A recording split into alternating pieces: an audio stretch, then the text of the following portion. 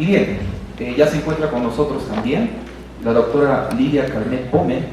Ella va a tener a cargo la segunda ponencia en este segundo día de este primer Congreso Internacional de Educación aquí en Huancayo. Vamos a invitarla para que ella pueda ingresar y ella pueda acompañarnos, y mientras ella va dando los últimos detalles para su conferencia, voy a dar a conocer un poco acerca de la muy prestigiosa trayectoria de educación escolar, tanto a nivel de gestión pública como privada. Tiene experiencia en docencia, diseño curricular, didáctica, operativización de temas transversales, materiales educativos y capacitación docente. Capacidad para impulsar y liderar proyectos a nivel nacional e institucional, experiencia en liderar equipos de trabajo y fomentar trabajo colaborativo en situaciones que demanden esfuerzo. Ella también es directora ejecutiva de calidad educativa y asesora de la Dirección de Evaluación Docente. La doctora Lidia Carmet Bome va a tener a cargo la segunda conferencia del día de hoy, a la cual se le ha denominado la formación ciudadana competente, y les pido por favor que la recibamos con fuerte voz de aplausos en este inicio de la segunda conferencia.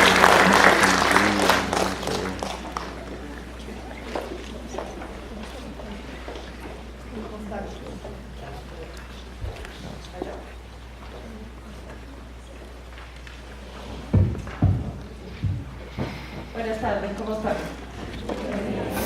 Bien. Yo no muy bien, la verdad, así que me siento. La altura de su tierra, a pesar de que es la tierra de mi abuela, porque mi abuela nació en Jauja, parece que me está afectando. Y lo cual me parece raro, porque yo nunca hablo sentada. Cuando yo dictaba clase, fui maestra de habla 21 años, no me senté nunca, entonces estar ahora sentada me es un poco raro. Pero creo que si me paro no voy a terminar. Así que, ya. Hablar de ciudadanía, digamos, en días como hoy, es como decir, es lo indispensable, ¿no? Nosotros sabemos que en las escuelas tenemos que, digamos, rendir cuentas sobre lo que nuestros estudiantes aprenden de comunicación y matemática. Sin embargo, con lo que viene pasando en el país, uno dice, bueno, pero en realidad el tema ciudadano es fundamental para todos nosotros. Y eso tiene que ver con cómo entendemos un currículo. Porque normalmente pensamos el currículo y decimos, ay, ya, el currículo es ese papel donde están los aprendizajes que tenemos que lograr. Y además, si dictamos cualquier área, vamos al área específica y vemos, ¿no?, las competencias, las capacidades, los desempeños, y nos olvidamos de cuál es el objetivo, en realidad, más importante. Y un currículo, en ese sentido, es un acuerdo, tanto político, en el buen sentido de la palabra, o sea, en el sentido de lo político es aquello que nos ocupa como ciudadanos para el bienestar de todos, y también es un acuerdo técnico, porque decidimos si queremos que los chicos aprendan contenidos o si queremos que desarrollen competencias. Entonces, en ese sentido, el currículo nunca es neutro. Uno dice, no, queremos que la escuela sea objetiva, pero la escuela no es objetiva, porque la escuela tiene apuestas, por eso existen los proyectos educativos e institucionales. Y entonces la idea es cuáles son las apuestas que tiene el Perú con respecto a la formación. Y el tema es ese, que a veces no nos ponemos de acuerdo. Y en un Estado de Derecho como el nuestro, ya que estamos hablando de ciudadanía, lo que habría que hacer es buscar qué es lo que los peruanos ya hemos dicho sobre eso.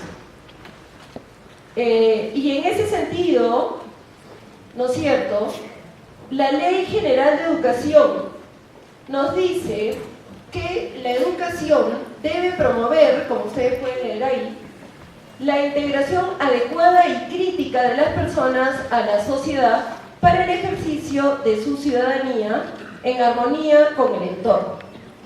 Y dice, debemos ayudar a formar una sociedad democrática, solidaria, justa, inclusiva. Acabamos de estar en la Semana de la Inclusión. tolerante, forjadora de una cultura de paz, que afirma identidad nacional, pero que se asiente en diversidad cultural, ética y lingüística, ¿no? En realidad es étnica, no es ética, ¿no?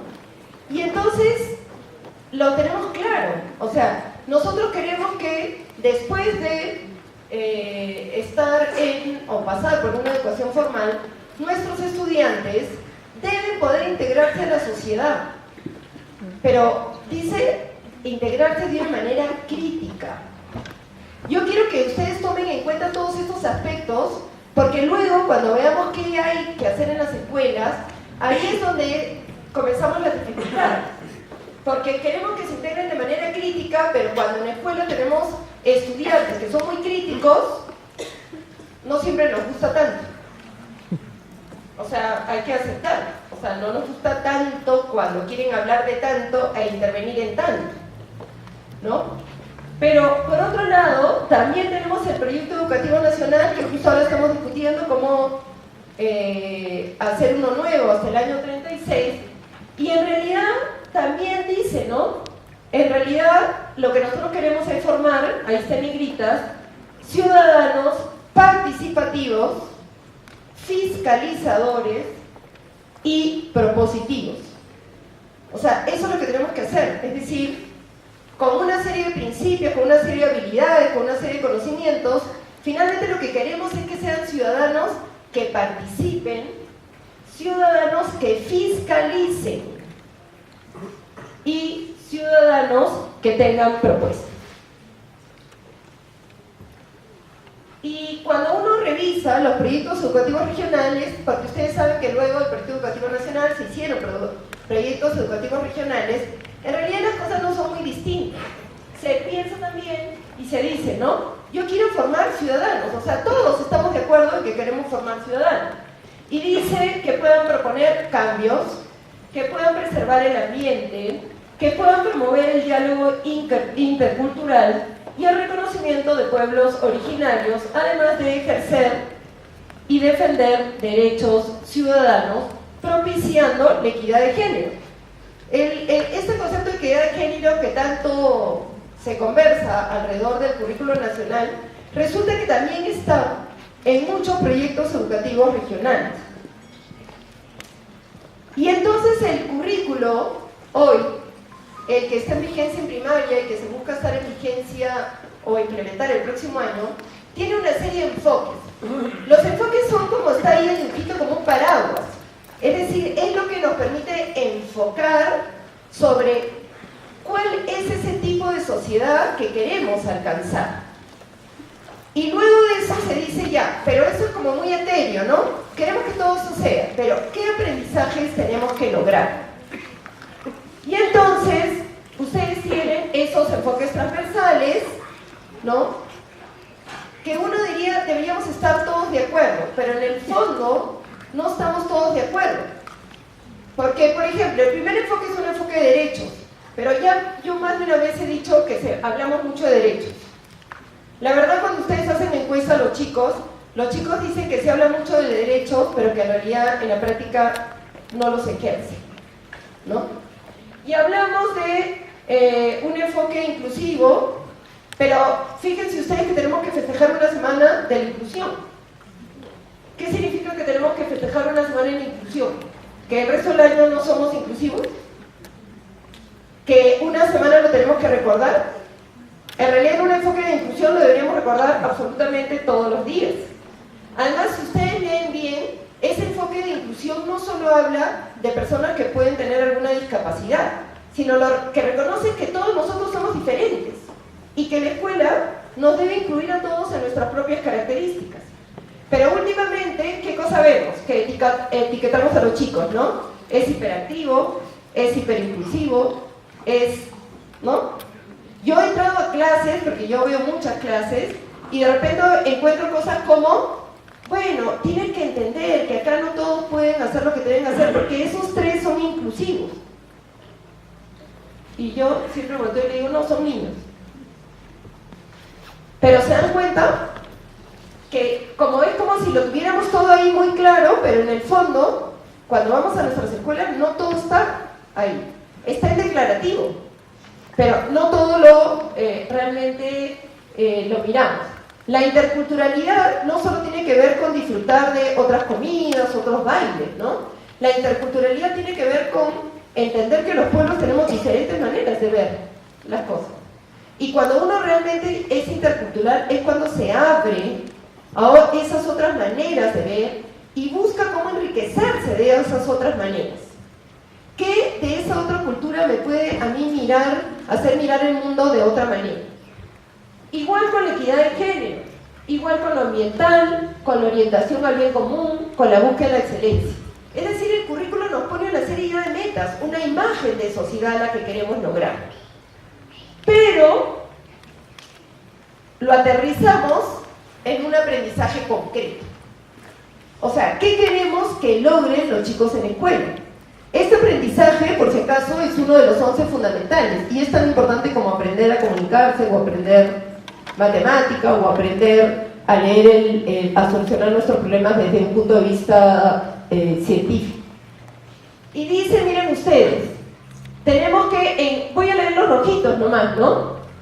Promover la democracia, la convivencia social, el respeto a los derechos humanos, una reflexión crítica, actuar de manera ética, empática, asertiva y tolerante, asumir la interculturalidad, la equidad de género, la inclusión, las relaciones armónicas con el ambiente y aprender a deliberar y aprender a participar. Y entonces de ahí, cuando ustedes revisan qué es lo que el mundo busca alcanzar cuando está hablando de ciudadanos, busca como alcanzar justamente, ¿no?, convivencia social, participación y deliberación. Y entonces uno dice, no, pero ¿cuál es el problema? La gente convive. Pero resulta que parece que no estamos conviviendo mucho. No estamos conviviendo de la manera que queremos. O ustedes no salen, ¿no es cierto?, preocupados en la mañana de si todo va a funcionar solamente en el camino a la casa, si todos nuestros hijos van a regresar del camino de la escuela, si nadie los va a cruzar, ¿no es cierto?, en algún semáforo y comienza a gritar, ¿no es cierto? Si la gente mira al costado y dice, no hay policía, entonces me voy sobre la norma. Entonces convivir es algo complicado, porque tenemos que aprender a vivir con otros que son diferentes a nosotros. Y esa convivencia tiene que ver con ¿qué? Tiene que ver con, por ejemplo, aprender a resolver nuestros problemas de una manera pacífica. No que el que grita más fuerte finalmente adquiere la razón. Tenemos que aprender a cumplir las normas, no porque nos van a poner una multa o porque en el colegio nos van a sacar tarjeta roja, sino porque consideramos que el vivir tomando en cuenta algunos acuerdos, algunas leyes, nos va a permitir ser más felices a todos, nos va a permitir desarrollarnos a todos mejor. Pero la convivencia también tiene que ver, ¿no es cierto?, con cuidar el ambiente que nos rodea, ¿no? Porque son cosas que son de todos, pero no son de nadie, ¿no? La escuela nos enseña mucho sobre eso. Es de todos, pero no es de nadie.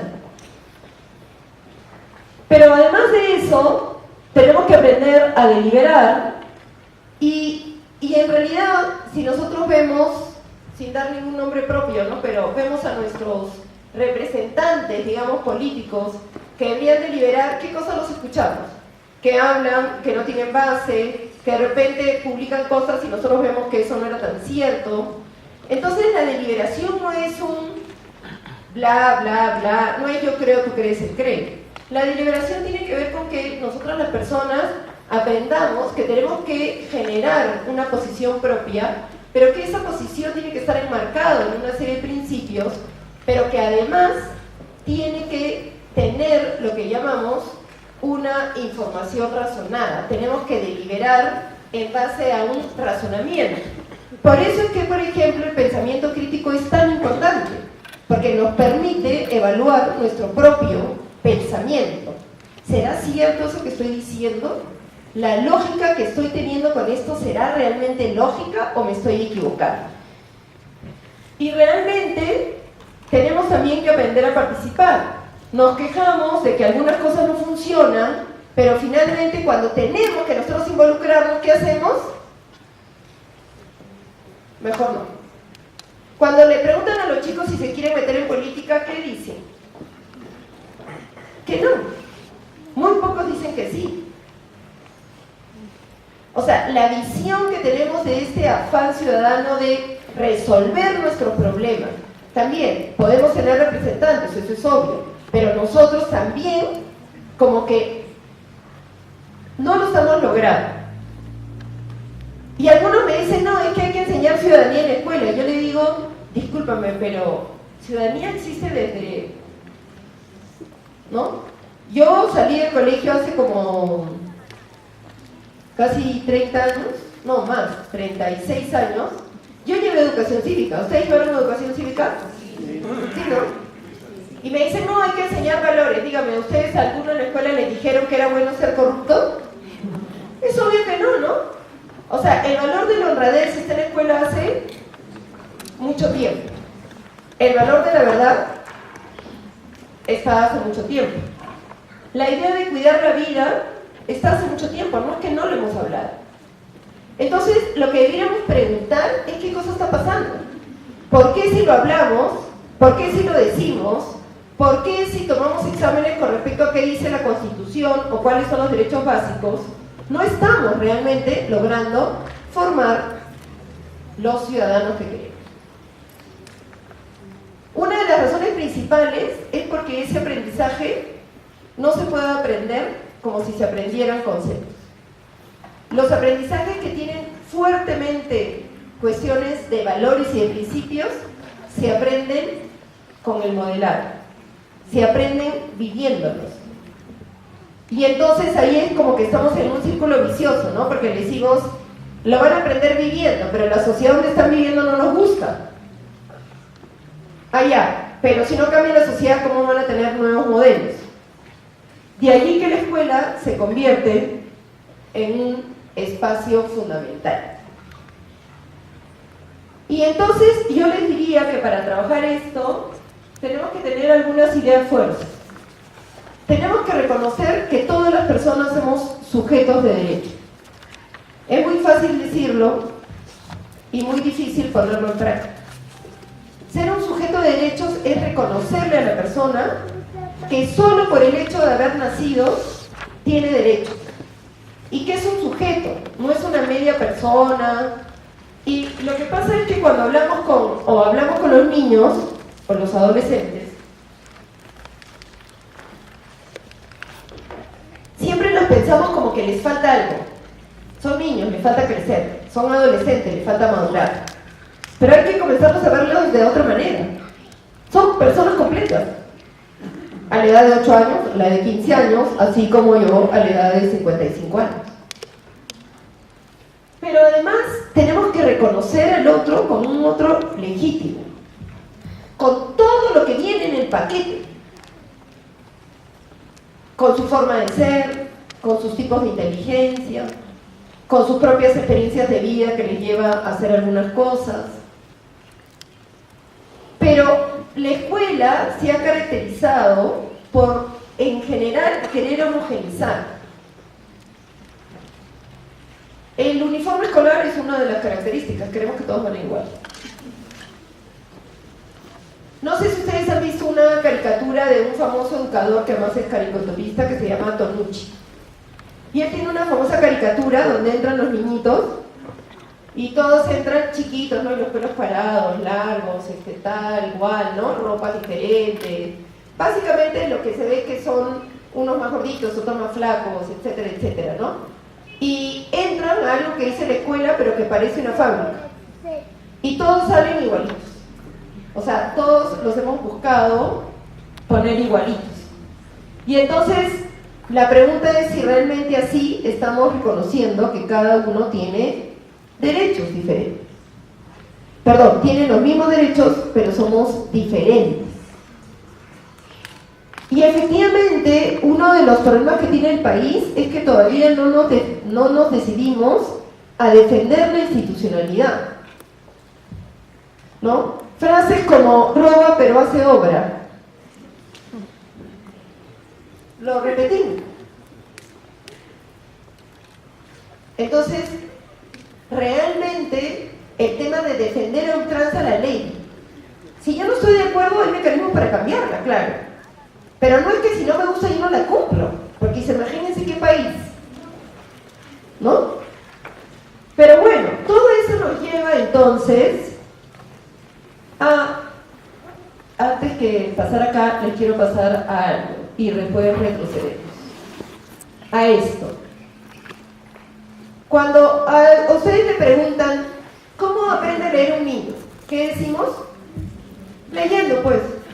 No es porque le explicamos, es que mira la letra, tal cosa. Además, con los nuevos enfoques de comunicación, es leyendo. ¿Y cómo aprendes a sumar? Sumando. ¿Y cómo aprendes a convivir? Conviviendo. ¿Y cómo aprendes a ejercer la ciudadanía? Ejerciendo. Pero resulta que en la escuela lo que decimos es, los preparamos para ser ciudadanos más tarde. ¿Y cómo aprendemos a ser ciudadanos si más tarde ya no tenemos el espacio para aprenderlo? Ya lo somos. Entonces, claro, como los chicos de nuestras escuelas no tienen el DNI, o sea, el azul, ¿no?, que nos hace formalmente ciudadanos ante la ley con todos los derechos, si no tienen uno que es amarillito, entonces todavía no son ciudadanos. Entonces decimos, en la escuela no pueden. Pero la pregunta es, ¿cómo van a aprender a participar? Solo si en la escuela generamos espacios para participar. Pero no para participar los 5 que quieren estar en el municipio escolar. Nosotros no necesitamos a 5 ciudadanos. Necesitamos que todos sean ciudadanos. ¿Cómo van a aprender a deliberar si no deliberamos? No, mejor cerramos las puertas, las ventanas de la escuela. No, discutir sobre los problemas de la realidad es muy complicado. Después vamos a tener distintas posiciones. ¿Cómo hacemos si los chicos piensan diferente a nosotros? ¿Cómo hacemos si los chicos hablan con los papás y resulta que los papás piensan diferente? ¿Cómo hacemos si yo pienso diferente a mi compañero? ¿Cómo hacemos si yo pienso diferente a mi director? Pero eso es deliberar.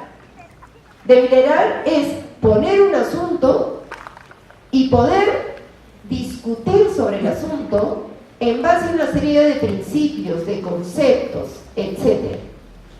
Entonces, lo que yo quería enseñarles acá era esto. Cuando nosotros hablamos normalmente de los aprendizajes de los chicos, ¿de qué pensamos? En los chicos, ¿no? Ellos tienen que aprender. Y esto es esto. ¿Qué tienen que aprender? A actuar, a deliberar, a participar, poniendo una serie de atributos, porque eso es una competencia, es algo que es muy complejo de realizar, porque yo necesito tener muchas habilidades, pero a la vez necesito tener muchos conceptos en mi cabeza, y además necesito tener muchos, digamos, valores, ¿no? Pero lo que yo quería hacer, porque nunca hay mucho tiempo en estas reuniones, era ver esto de acá. Si ustedes se dan cuenta, estos cuadros dicen, hay que aprender a interactuar, o sea, convivir. Y ven ustedes que hay dos, ¿no? El estudiante, pero el docente está al costado, ¿no es cierto? En una competencia, cuando desarrollamos competencias, lo importante es que tenemos que generar experiencias sólidas. Tenemos que además generar modelos sólidos. Entonces, lo del estudiante lo pueden leer ustedes. Pero ¿qué necesitamos nosotros los docentes hacer para que alguien aprenda a interactuar? Bueno, primero que nada, nosotros tenemos que actuar frente a la exclusión, frente a la violencia, frente a la discriminación. Ustedes tienen alumnos que cuando alguien se para, los otros hacen ruiditos. Ustedes tienen alumnos que cuando alguien se para le dicen gorda. Ya. Cada vez que nosotros no paramos en seco ese tema,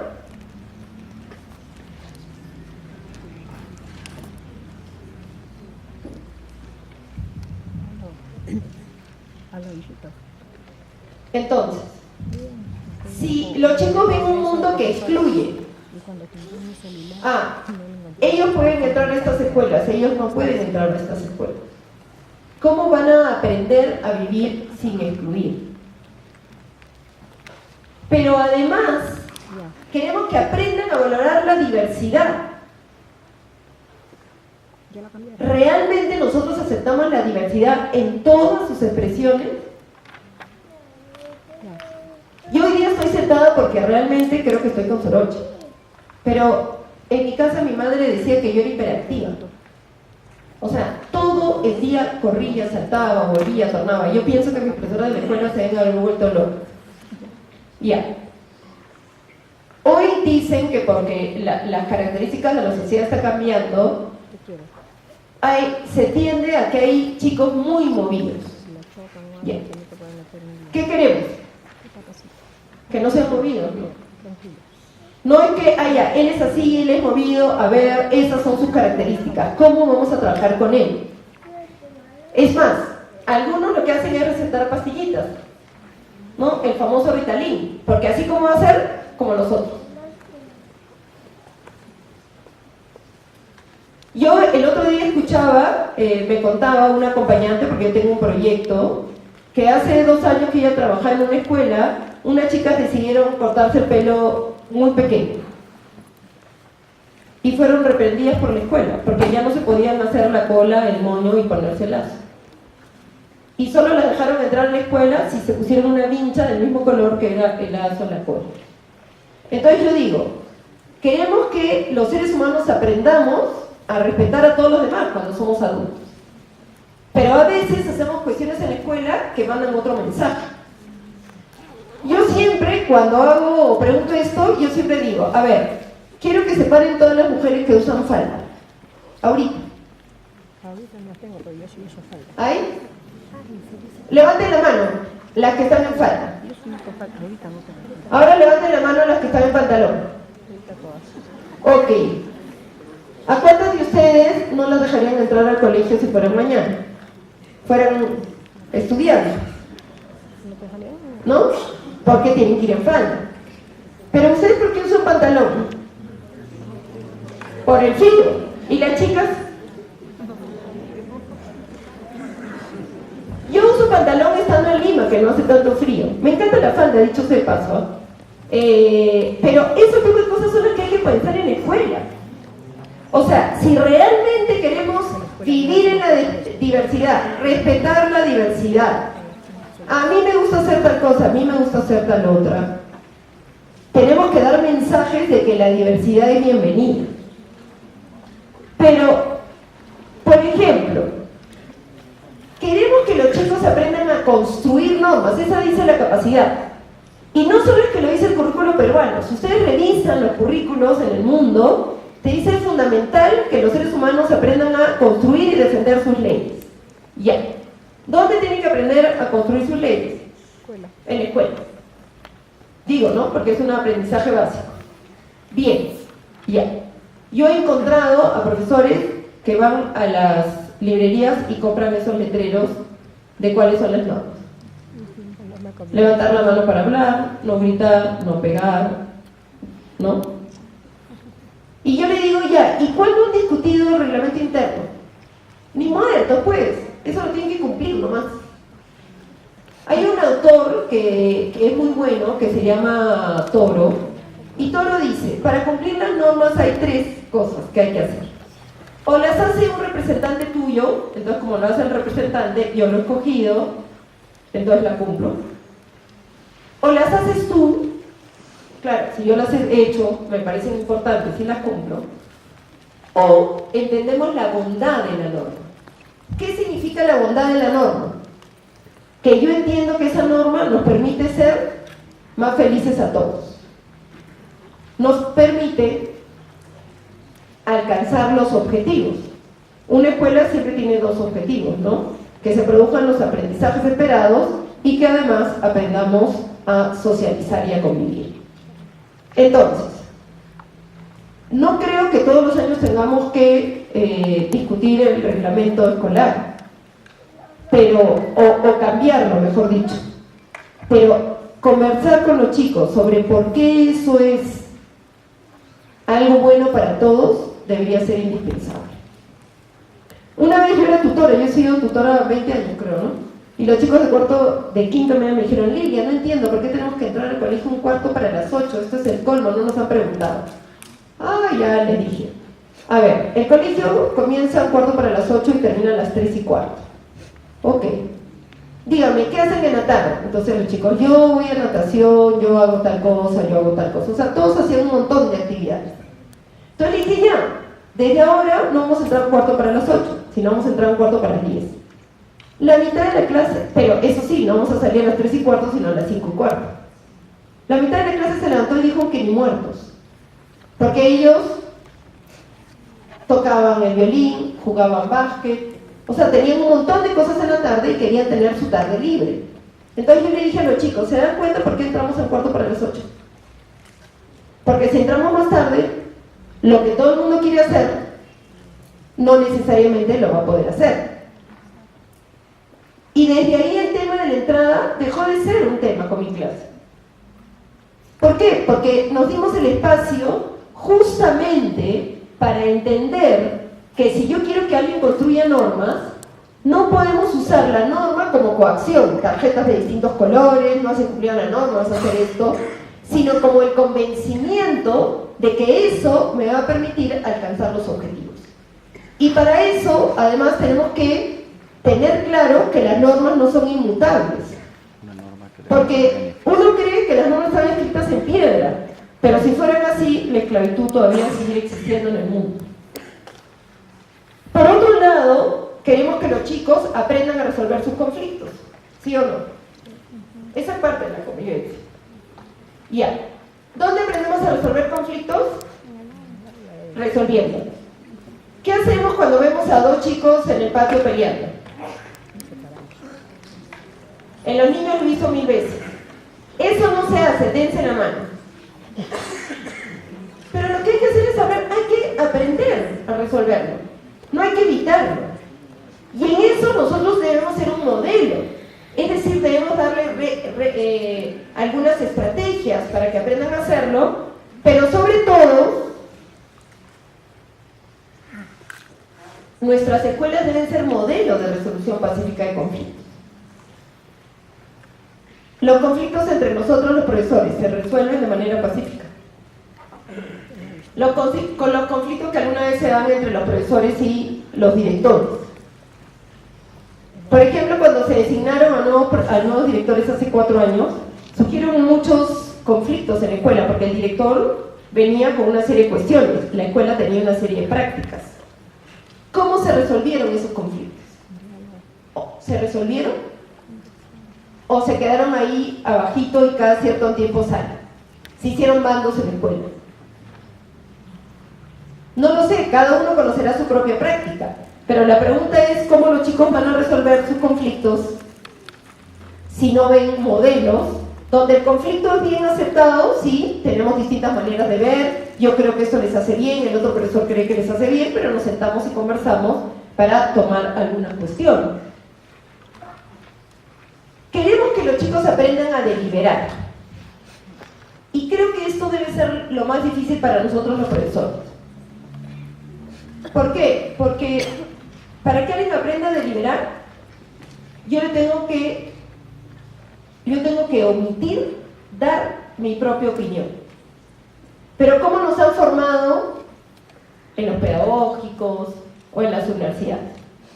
Que nosotros tenemos la verdad, que nosotros tenemos que educarnos en lo correcto. Entonces, discutimos sobre algo y sin querer queriendo se nos sale. Pero ¿cómo alguien va a aprender a generar su posición y a defender su posición si nosotros no les damos el espacio para hacerlo? Por eso es que si queremos que alguien aprenda a deliberar, lo primero que tenemos que hacer es aprender a evitar transmitir nuestra propia opinión. Chicos, ¿les parece bien los proyectos mineros? ¿Benefician o no benefician al país? Profe, ¿usted qué opina? No, pues que contaminan. ¿Ya? Murió la flor. Profe, ¿usted qué opina? No, que son lo máximo, mira, traen impuestos, el canon minero. Ya, murió pues. ¿Qué va a hacer el estudiante? Ni que fuera tonto. Repite la opinión. ¿Ustedes no han tenido estudiantes que le dicen yo contesto según el profesor? Yo no los conozco a ustedes, o sea, no sé cuáles son sus prácticas, pero los 25 años que estoy vinculada a la educación, he entrado todos los años a aula y he visto todo. Y lo hacemos de buena fe, o sea, queremos realmente transmitirlo, pero resulta que en un enfoque por competencias, lo importante no es el conocimiento.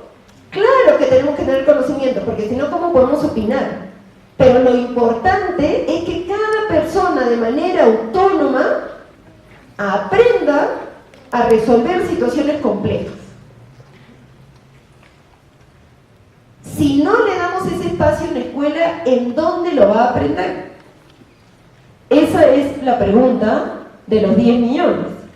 Y entonces, igual, si queremos que participe y que aprenda a participar, porque queremos que la sociedad participe, la escuela tiene que, evidentemente, generar canales de participación que no sean solamente el municipio escolar, que realmente participan un grupo reducido. Tenía varias cosas para discutir con ustedes acá, pero quería ir acá en el tiempo que me quedaba. Entonces,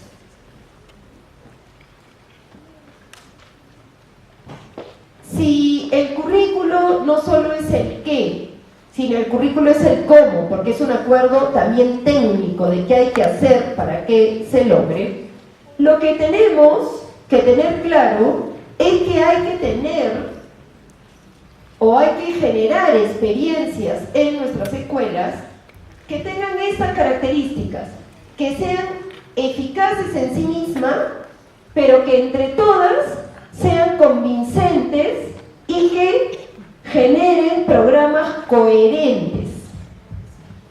Entonces, los chicos dicen, ya, nos toca la clase de FCC, nos toca personal social. Y entonces le ponemos un examen y te ponen, para resolver los conflictos hay que hacer paso 1, respirar, paso 2, ponernos de acuerdo, paso 3. En el recreo sucede el conflicto, es la realidad real, no tenemos que inventarlo.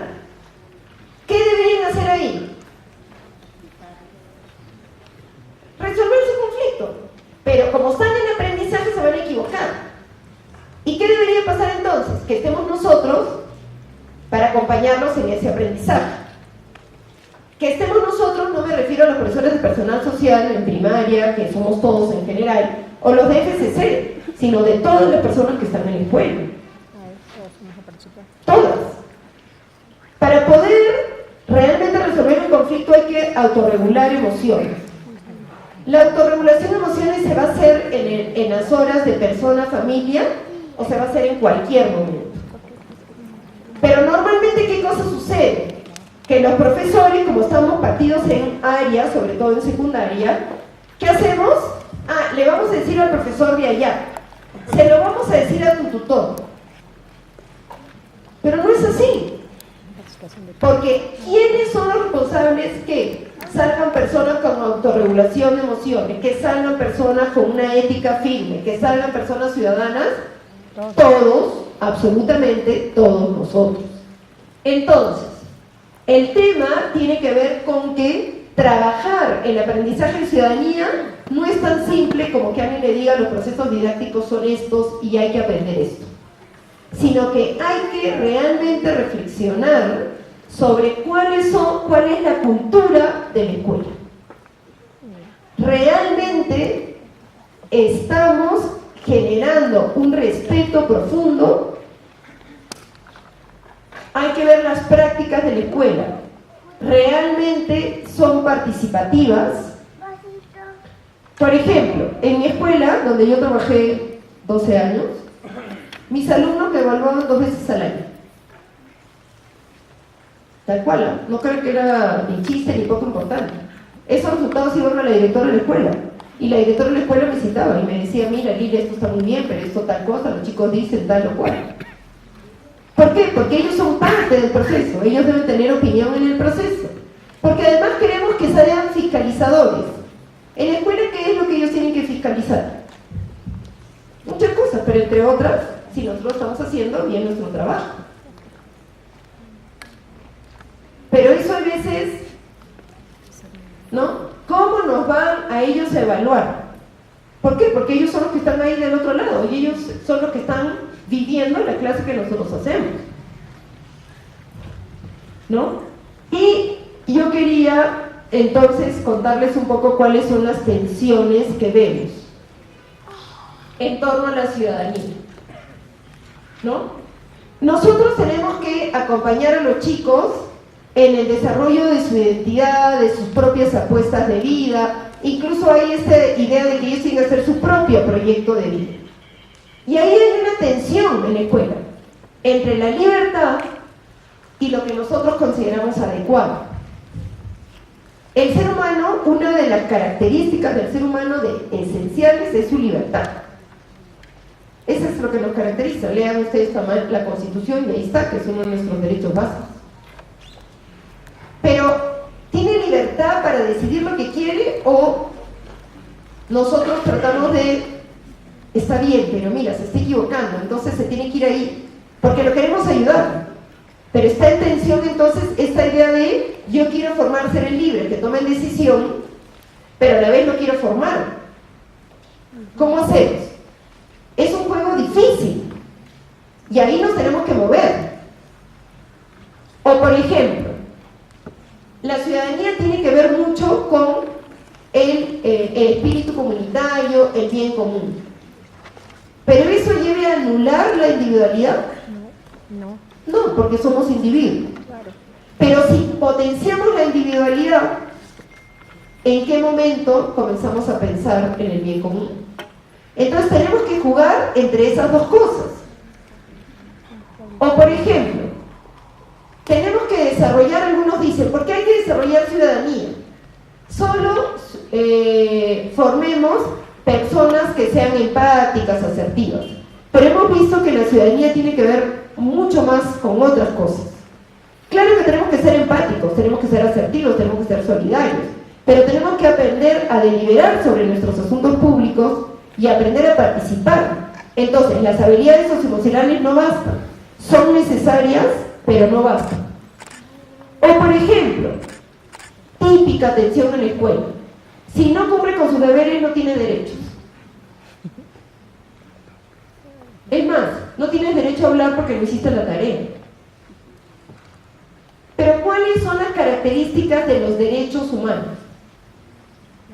La primera característica es que son inalienables. No se pueden quitar por ningún motivo.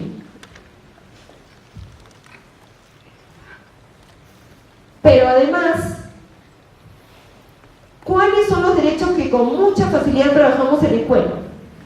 El derecho a la alimentación, el derecho a un nombre, el derecho a una casa.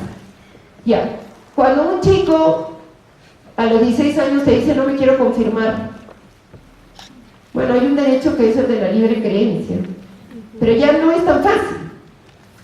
No es tan fácil. Principal, o sea, los papás también nos decimos, bueno, pero si yo soy católica, mi familia es católica, él no se va a querer confirmar. Pero también los profesores de la escuela, ¿por qué no te quieres confirmar? ¿Por qué te quieres retirar de religión? Pero... Y cuando hablamos de la libertad religiosa y de la libertad de conciencia, ¿qué decimos? Es que son muy chiquitos para elegir. Pero resulta que a los 16 años se tienen que confirmar. Entonces, ¿cuándo van a elegir si se quieren confirmar o no? Ahí ya lo están eligiendo. ¿Es fácil hacer nuestra labor? Lo que les estoy diciendo es que es muy difícil, porque hay tensiones.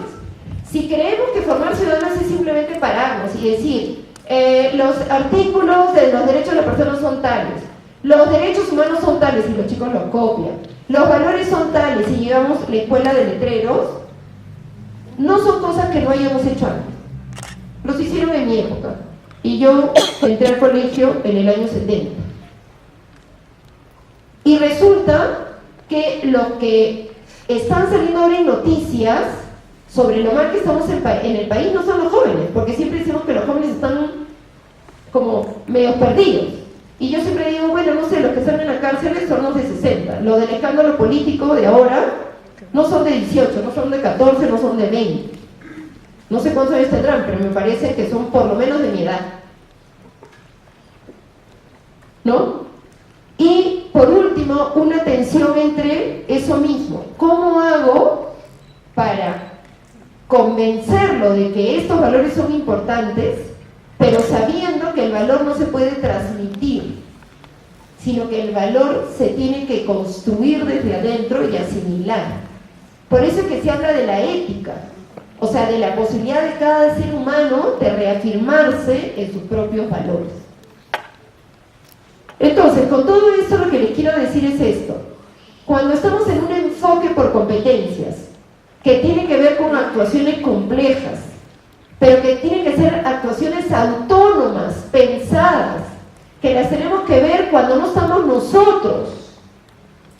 O sea, no aprenden a leer para pasar el examen ese, ¿no es cierto? Queremos que aprendan a leer porque en la vida van a leer. Y los preparamos para que lean cualquier tipo de texto, en cualquier circunstancia y en cualquier momento. Bueno, lo mismo es ciudadanía. Los preparamos no para que en el colegio se porten bien. Los preparamos y por eso es un ejercicio a lo largo de la escuela. ¿Cómo se aprende a participar? Participando. ¿Cómo a deliberar? Deliberando. Miren, yo he ido a una escuela donde los chicos fastidiaban a las chicas. En el recreo las chicas casi no se movían porque los chicos les gritaban. Ya. Entonces estuvimos hablando con los profesores y me dijeron, no se preocupen, le hemos dicho que eso no se puede hacer en la escuela. Que si quieren hacerlo, lo hagan en la calle. Ya. Eso es el ejemplo típico que no estamos entendiendo lo que es una competencia. Porque una competencia es tener una actuación en cualquier contexto, en cualquier circunstancia. Y quería terminar leyéndoles esto. Nosotros los profesores tenemos un marco de acción, así como los médicos tienen un marco de acción, los abogados tienen un marco de acción, los profesores tenemos un marco de acción, que es el marco del buen desempeño docente. La competencia 3 del marco del buen desempeño docente dice lo siguiente, o sea, es nuestra obligación. En realidad deberíamos salir de la universidad y del pedagógico con esta competencia desarrollada, que es crea un clima propicio para el aprendizaje. Objetivo de la escuela, tenemos que crear clima para el aprendizaje. La convivencia democrática y la vivencia de la diversidad en todas sus expresiones. Yo una vez estaba trabajando con unos profesores esto. Lilia, y yo, sí, pero ¿cuál es el límite de la diversidad? Y yo le dije, no entiendo tu pregunta. Y me dijo, sí, ¿cuál es el límite de la diversidad? Entonces le digo, no sé. El marco dice vivencia de la diversidad en todas sus expresiones.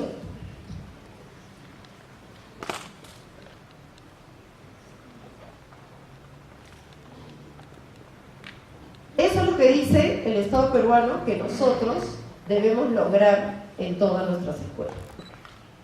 Fácil no será, porque todos nosotros tenemos una cultura, todos nosotros tenemos una manera de ser, todos nosotros hemos nacido en una familia con determinadas prácticas, pero existen otras familias con otras culturas, con otras prácticas. En ese colegio, ¿saben qué le preocupaba al profesor? Porque yo dije, ay, ¿qué le preocupará? ¿Qué le preocupará al profesor? Y entonces, ¿qué le preocupaba? Tatuajes. Miren qué tan diversa es la mente humana, que al profesor lo que le preocupaba son tatuajes. Y entonces yo le dije, ¿por qué te preocupan los tatuajes? Y me dijo, porque los tatuajes son símbolo de pandilla. Son chicos que están perdidos. En la fundación donde yo trabajo, además de los proyectos de educación, tenemos proyectos de cultura. Y ayudamos a conservar unos restos arqueológicos, que son los restos arqueológicos del Brujo. Y ahí encontraron, hace unos años, a una señora enterrada con un enterramiento maravilloso, que gracioso, cuando los arqueólogos lo estaban desenterrando, todo el mundo pensaba que ahí estaba el señor, el gran gobernador. Y, oh sorpresa, era una señora. Fue lo máximo para mí, ¿no? Que fuera una señora. Pero ¿por qué les cuento esta historia? Porque esta señora, que fue la señora de Cabo, que fue la señora del Valle, que aparentemente era gobernadora, pero además era sacerdotisa, etcétera, ¿saben qué tienen toda la piel? Porque como la han conservado también, toda la piel está, ¿no? Completamente intacta. ¿Qué tiene? Tatuaje. Entonces yo le traté de explicar que los tatuajes y nuestra visión sobre los tatuajes también son culturales, ¿no? Con esto, por favor, no les estoy diciendo que cambien sus reglamentos y ya le prohíbe el tatuaje, yo no lo sé. Cada escuela tiene que poner en pensamiento lo que quiere hacer. Imagínense, no voy a venir a hablar de ciudadanía, de participación, de autonomía, de decisiones propias, y les voy a venir a decir, hagan esto, esto o aquello. Pero lo que siempre tenemos que pensar es, si los chicos tienen que lograr ser buenos ciudadanos y tienen que aprenderlo en una escuela, y la escuela supone estas cosas, ¿qué experiencias de aprendizaje coherentes, consistentes tenemos que lograr? Eso es lo que hay que pensar. No en las horas de clase. En las horas de clase también, pero en todas las prácticas y toda la cultura que en nuestras escuelas se está dando. Entonces, no se olviden, el marco nos pide a cada uno de nosotros crear un clima propicio para el aprendizaje, la convivencia democrática y la vivencia de la diversidad en todas sus expresiones, con miras a formar ciudadanos críticos e interculturales. Los dejo con esto. Aplausos por favor para la doctora Lidia Carmen. Y un agradecimiento vamos a invitar a la licenciada Leonor Espinosa, gerente general del Complejo Educativo Ingeniería, para que tenga bien hacer entrega de este bonito obsequio. Es así como se viene desarrollando las diversas conferencias en este primer Congreso Internacional de Educación, el aprendizaje por competencias.